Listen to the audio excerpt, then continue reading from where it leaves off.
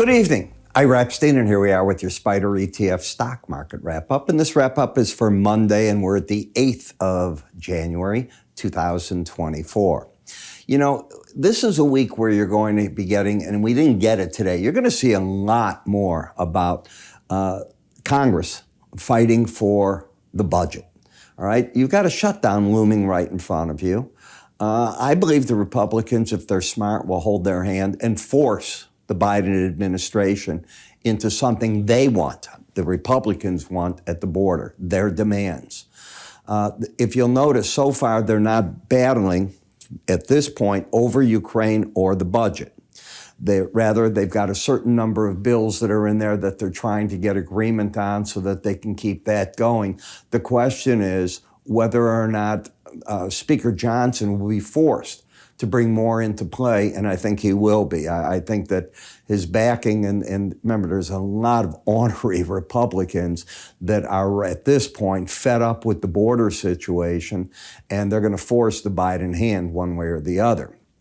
Pretty crazy what went on with Mr. Austin, General Austin, Secretary of Defense. How could he be in a hospital and the Biden administration wasn't notified for days? This is one of our top people. How does that happen? All right, somebody's head, maybe his, has to flow. He says he'll commit to more. I'll tell you, that wouldn't happen if I were president. That man would be gone. You need to know your people. They have to be told, we have to be in the loop. Yes, Ms. Hicks stepped in. We have a deputy that can do that. And she did, and I'm sure she's very capable. But this is not right. How could the Biden administration in their own backyard not know what's going on? I'm amazed at it, to say the least. You know, today was all about Boeing and the fallout, the loss of that panel that went over an emergency section that is not used in every configuration. Depends how many seats you're putting in the plane, as I understand it. And if you get a certain amount of seats, you don't use that. If you get a larger amount, you do use it. So it depends which way it was going. Now, people are going to say, boy, this is terrible. Well, number one, nobody was killed, so it's not so terrible. Number two, the good news, if you study aviation at all, is that when you come up with new planes, no matter what you do, there's always a problem. Always a problem. It's things that testing, no matter what you do, doesn't find. You have to get these planes out into the real world and things show up. And this did show up. You had 3 instances in that airplane where pressure lights kept coming on. Pilots were reporting it. That plane, the specific plane, was even barred from flying over the open ocean. They didn't know what was wrong. Well, now they know what's wrong, and they're finding loose bolts on other planes as they're now doing a certain type of inspection that has been ordered with the FAA approval, National Transportation Safety Board. These planes will be safer than ever. I always tell people, when they find a problem on a plane and they tell you they fixed it, you're not going to see that problem again, maybe ever. They really nail it and they get into it. We have genius people designing these things. And no matter what you do, it could be in manufacturing, it could be in stress fatigue. You don't know where these things show up from. It showed up, they'll get it fixed. And if you looked at the stock market late in the day, the Dow, which had been down 80% of the day, came roaring back late in the day because I think people realize it's not going to hurt the bottom line at Boeing, and their planes are going to be delivered. They'll fix this issue, and life moves on. But we're going to fight this budget battle. We're going to have a CPI set of numbers this week, a PPI set of numbers this week. Then we're going to be talking right after that, is the Fed or isn't the Fed going to make a move in March? It's too soon. I guess it's fun for some people to say, well, here's what you're going to do. Here are the probabilities. Folks, you've got 2 more jobs reports, 3 sets of CPI and PPI numbers to give to you before March.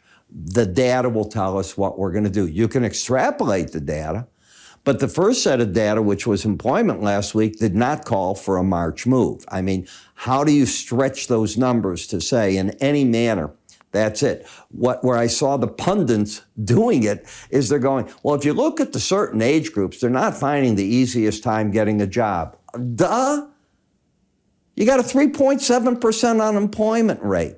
Did anybody look just now at what came out this afternoon in consumer credit? The biggest jump in consumer credit, I think, since the 90s. I didn't expect that. I don't think anybody expected it. It's triple what the estimates were. So the consumer went bananas on buying in November. They loaded up their credit cards, probably the Christmas purchasing. That's why you'll get to Amazon and companies like that. I'm real friendly, all right? I happen to think Christmas sales were a beat. We'll see if I'm right or wrong. How the market wants to view it and they're forward thinking, I can't ask, but I think the numbers are going to surprise people. And once I saw those credit numbers late in the day today, I went, uh-oh, that's not bearish. Now, I decided to cover, and you saw it over the weekend, SCHD, which is the Schwab U.S. Dividend Equity ETF. A lot of people asked for it. This is the explanation of it. If you need to read this, just hit pause on the video, read it, and then continue. You have distribution going on here where the market's got sideways action. You can see that crystal clear. The pattern is bullish. You have now a pattern of higher lows and higher highs until you come in and you take out 75.87. By hitting 75.86, the market is in an uptrend. Where might the market go? Well, I'm not looking for it to revisit the 18-day average because that would break the pattern maybe later, but not right now. Where's the resistance? The upper Bollinger Band at 77.44. Generally speaking, the first challenge of that halts markets if you're not embedded, and you're not embedded. Now, this market made a run, as you can see, lost the embedded reading, and I'll show it to you when it was done. Let's go back right through here.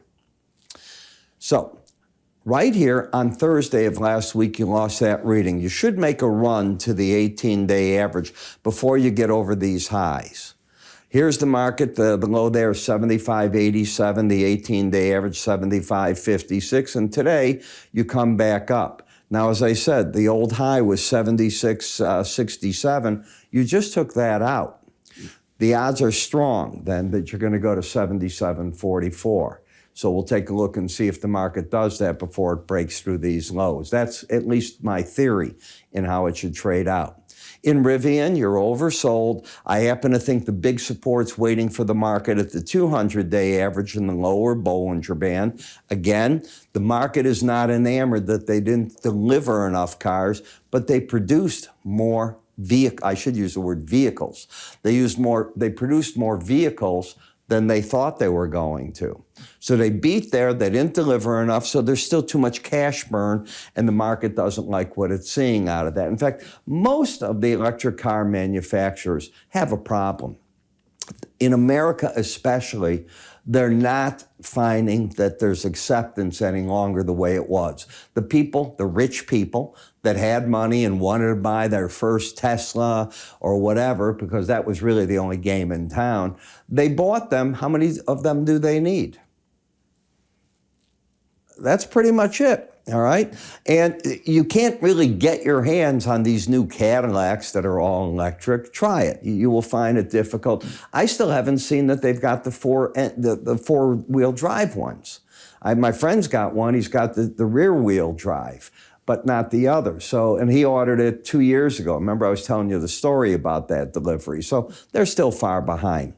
You can see you made a run here. You got to 57.92 in the UGA, the gasoline fund. You hit the Bollinger Band bottom, and you gave yourself a bounce from there, a pretty healthy one. Again, when you hit Bollinger Bands and you're not embedded, watch out. Embedded means what? That you lock in and you write like this. This is an embedded look, where the numbers are going a certain way under 20. Now, again, my numbers may not look like yours. I modified mine. I make them available to my paid subscribers should they want them.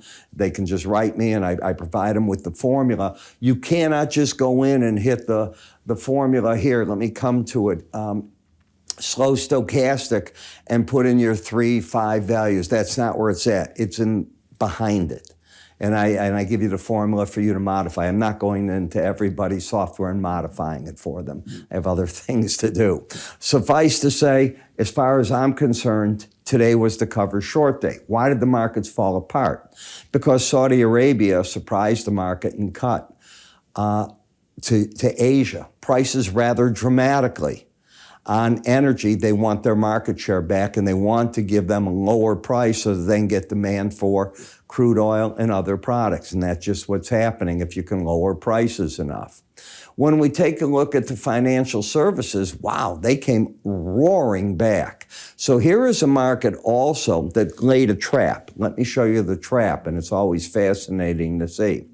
If you take my enhanced Bollinger Band course, the market right here got a 76 reading. See it? The very next day, 78. It did not make a run for the lower 18-day average. It should have. And instead, it came right back and made higher highs. Big problems. That's the first sign that you're going to go higher, and typically you'll make a run to the closest moving average above the market or a Bollinger Band.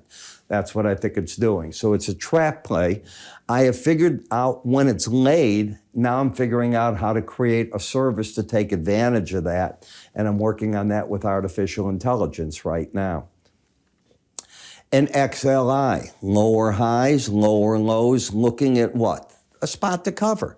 So 110.39 is the lower band. You didn't hit it. You don't owe it. It would be nice if you hit it. You've been oversold. You had lost the embedded reading like we talk about, but you'd already been at your objective.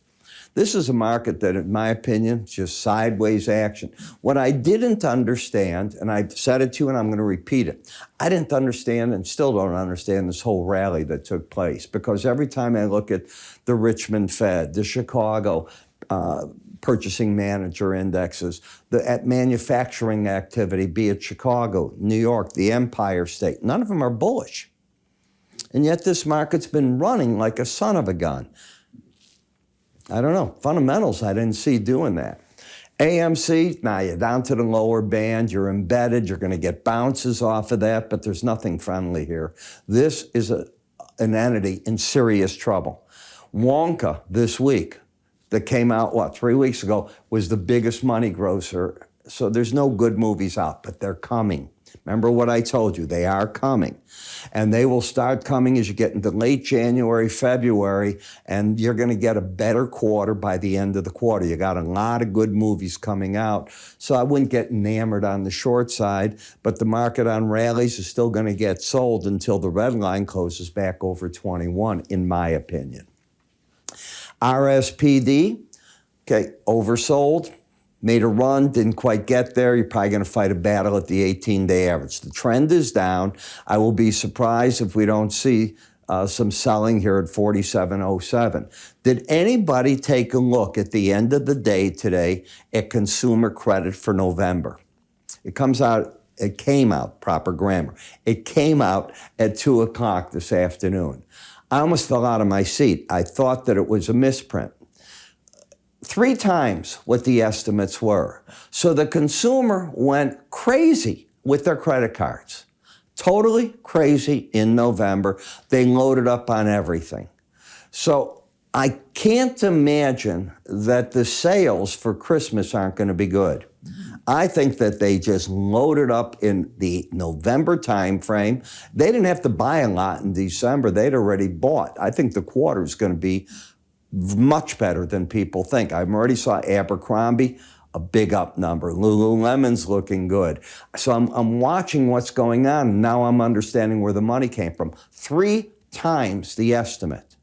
One of the biggest jumps in consumer credit in, I don't know, a decade or two?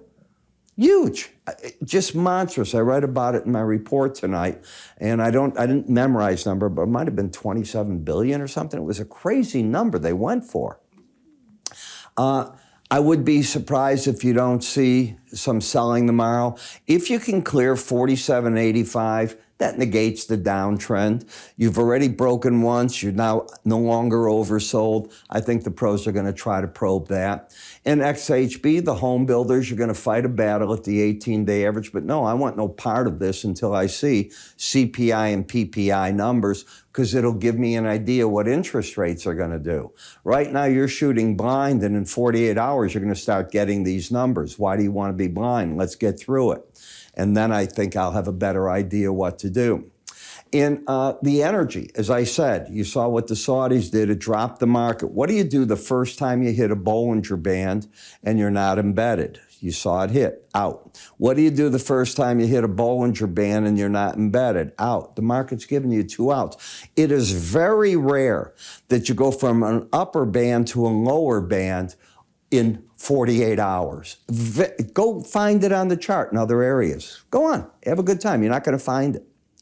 It's because an event took place with the Saudis trying to get market demand going for crude and keep the market well bid. So for Asia, they lowered prices by quite a bit. In the gold market, still bearish. Well, gold wouldn't get a bid if you're dropping oil prices. Gold will get a bid potentially if you have CPI and PPI tight. So this is not a market I want to get overly bearish or bullish on. I want to see the CPI, PPI figures before I'd make a decision. In the silver, you know that you still have a bearish case. Look at the 18-day average. It's about to get under the 200-day. That will be a bearish sign if that occurs. You need a good update tomorrow to try to prevent that. A lot of resistance between the 100-day, the 200 and gray, and the 18-day average of closes, but also very oversold, not an area that I'd be telling clients to do much. In the copper market, China's making all the moves now. They are trying to find ways to, number one, prop up the property market. Number two, they are trying to find ways to assure people that they're changing what they do. They just told the gamers and fired the head of the gaming commissions that, if you remember, they said they're going to stop certain things. And again, China just walks in and says the businesses are doing too well. They did it to Alibaba and others. Well, they went after Tencent and they did this. And now the person that did that is gone into the wasteland. And now they're saying, no, that is not how it should be done. There should be talks about things, blah, blah. Well, this is the problem in doing business in China. You don't have rights. They just change the game on you instantly. Your supply chain can change overnight. And how do you really run a business? Has foreign investment come back to China? You don't need me to tell you it's not coming back. It's leaving China because business can't operate under the Chinese way. So China has to find the way to modify everything it's doing in some manner to convince people they're going to be okay. This last deal with gaming was not that move, and that person is gone. So they're taking notice, all right? Copper. If copper can get back over here, the 37.44 zone, believe it or not, it could throw out the first buy signal in a while. You've had your correction, you've come down, you've got the 18-day average just got over the 200. If price can now clear that, I wouldn't be surprised if the market then lifts.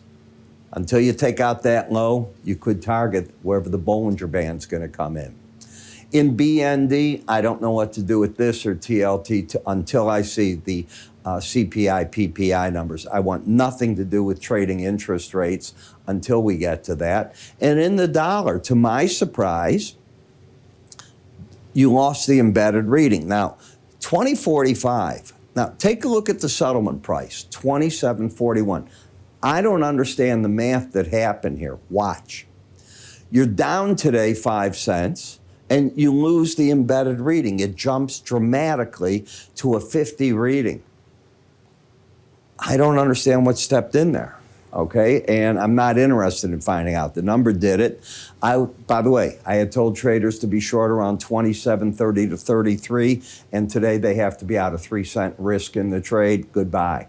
I was hoping they'd get all the way down here. Now I want no part of it. Why? You lost the embedded reading. It guides me. Doesn't mean I'm going to be right or wrong, but I have a method to my madness. in the FXE. This made more sense. You're not jumping one way or the other. I don't know what got into that dollar, but you can see how the market is just sort of sitting here. No real trend that I can work with. It's in a downtrend, but it's oversold as can be. Should the market get over one right here, the highs of 101.40, this was the high of Friday. Let's just get to the real number here. 101.42. If it gets over that high, you could actually get a buy signal like that in the market, and then you're looking back at 102.67. But I don't see how this can rally and the dollar rally at the same time.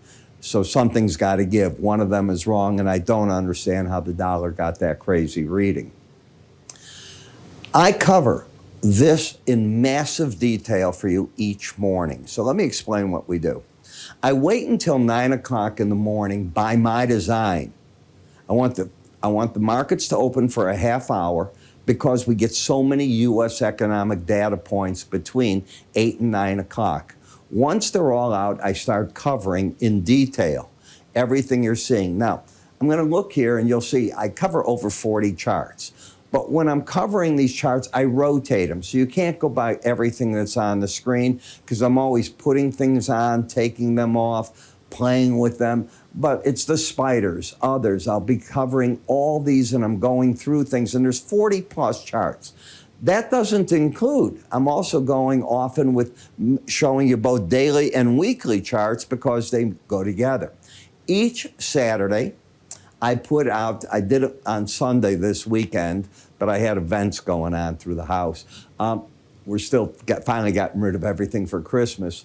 I will put out your weekly edition, and that's all weekly charts with longer-term trade ideas. Weekly charts are the ones that I use for the long-term trade. Dailies they can be a swing trade. They can last. I'll give you an example. We just came out of trades last week that we had on from, I think, somewhere from October and November, and cleared the deck on everything last week because the chart said to do so, and went into a cash position. I was happy as can be with the result. Doesn't mean they're all that way. I lost today in the dollar. I'm pleased if, when I'm wrong, I lose 3 cents, all right? And I was wrong. Word says I'm wrong. IraEpstein.com. Under the word research is how you get to see this. Ira Epstein videos, the one you want. You can move your cursor up here, go over there under the word research and watch. I'm Ira. You have yourself a good day, and I will speak to you all in the morning. Take care.